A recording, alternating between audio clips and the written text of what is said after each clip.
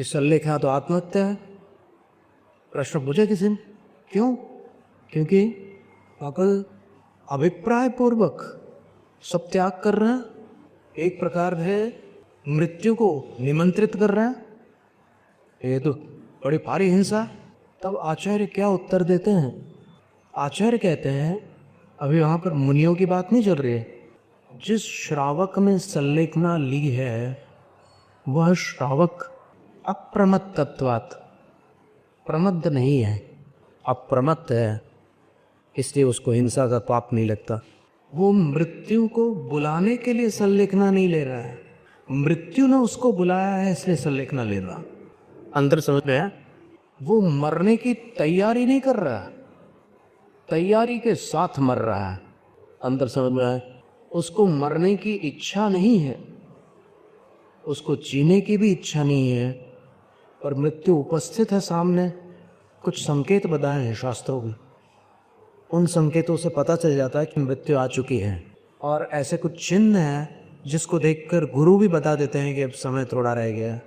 तो जब उसको पता चल जाता है कि मरण आ ही चुका है, तो फिर अब मैं भोजन छोड़कर भजन क्यों ना करूं?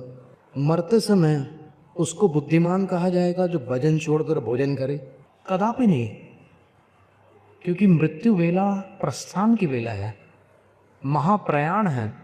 तो उस महाप्रयाण के समय भोजन छोड़कर भजन करना ही श्रेयस्कर है, इतना अभिप्राय रहता है। तो फिर आत्महत्या कैसे हो गई? आत्महत्या में तो मनुष्य जीवन से हारा हुआ होता है और कायर होता है, वो कष्टों से घबरा जाता है और कष्ट उसको सहन नहीं होते तो जीवन का नाश कर लाता है। पाप को नष्ट किए बिना कष्ट नष्ट नहीं होते, और अज्ञानी प्राणी जीवन को नष्ट करके कल्पना करता है कि मेरा जो कष्ट है वो नष्ट हो जाएगा। संभव ही नहीं है, बल्कि जीवन को नष्ट करते समय जो उसको नवीन पाप का बंध होगा, अभी जितना कष्ट है उससे अधिक कष्ट भविष्य में हो।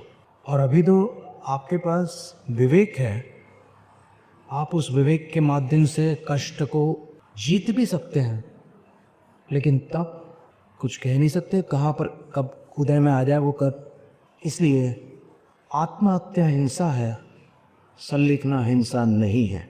ये पूज्यपाद आचार्य महाराज ने वहाँ पर सिद्ध किया है सर्वार्थ सत्य ग्रंथ में, मारणांतिकीम सल्लेखना चूषिदा, इस सूत्र में।